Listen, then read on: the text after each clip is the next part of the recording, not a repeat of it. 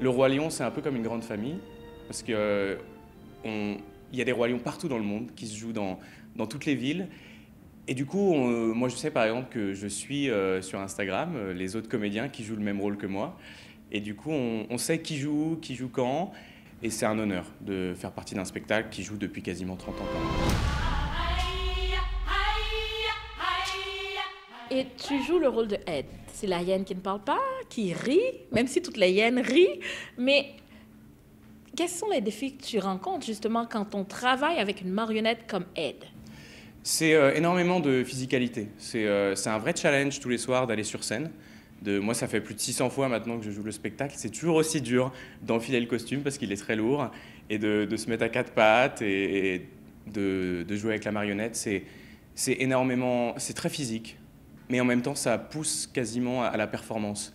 On rentre un peu dans une transe parce que c'est comme courir un marathon finalement. Donc on est plein de sueur, on en bave beaucoup, mais la récompense est fabuleuse parce que les applaudissements, d'entendre les réactions du public, aussi les hyènes, on a quand même un peu un rôle comique.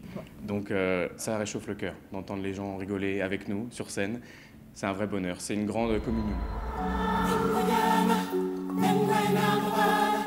Comment est-ce que toi, tu apportes quelque chose de nouveau à ton rôle? Vous êtes plusieurs au monde, tu l'as dit, qui jouent Ed. Ouais, écoute, c'est un peu au début quand on commence, forcément, on rentre dans le cahier des charges. On n'a pas forcément envie de proposer, on essaye de coller. Et au fur et à mesure des représentations, on peut aussi commencer à s'approprier les choses, à essayer de proposer des différentes intentions, peut-être quelque chose de différent tous les soirs. Et on travaille ensuite en collaboration avec une metteuse en scène résidente qui est là aussi pour nous aiguiller, pour nous dire ça c'est une bonne idée, ça c'est peut-être pas une bonne idée. Et puis il y a aussi les équipes créatives Disney qui viennent régulièrement voir le spectacle et qui sont aussi les gardiens de la mise en scène de Julie Taymor. Et c'est à ce moment-là aussi où moi je peux avoir une discussion avec eux et leur dire tiens j'aimerais bien essayer ça, qu'est-ce que vous en pensez? Et souvent ils sont très à l'écoute et ils sont très ouverts aux propositions, donc c'est assez chouette. Et moi j'ai quand même rajouté beaucoup de choses qui m'appartiennent, dont je suis assez fier. Et c'est aussi toujours agréable de voir un autre comédien jouer le rôle et voir qu'est-ce qu'il fait différent. Et des fois aussi, on peut voler les bonnes idées.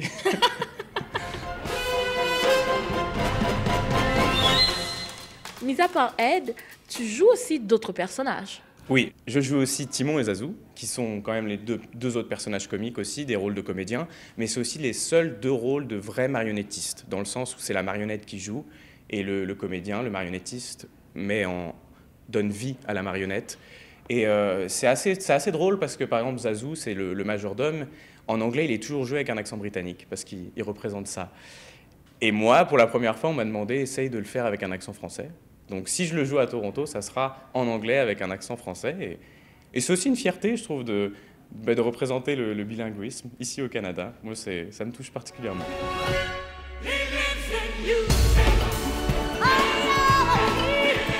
C'est toute une culture, hein, le Roi Lion qu'on représente. Comment est-ce que tu portes cet engagement? Écoute, moi, c'est la plus belle aventure de ma vie.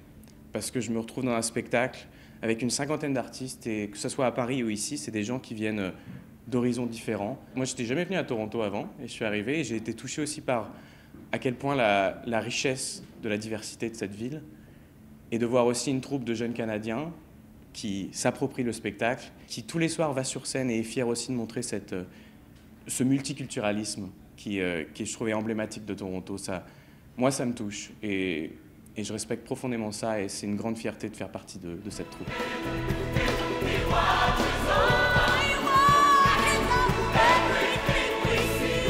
Et quand on est dans la salle et qu'on vit le Roi Lion, on regarde ça, on a l'impression qu'on n'est plus au théâtre. Mais comment est-ce qu'on fait vivre cette magie?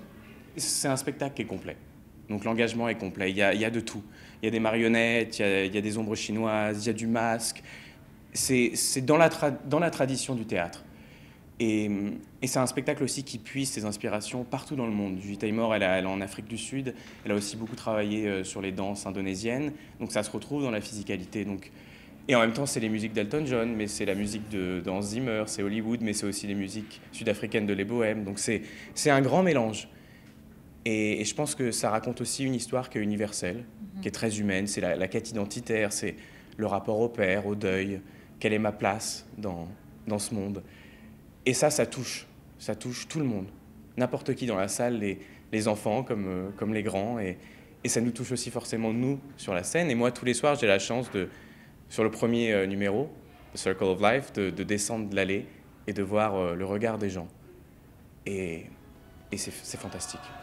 Merci beaucoup, Simon. Ben, merci à vous.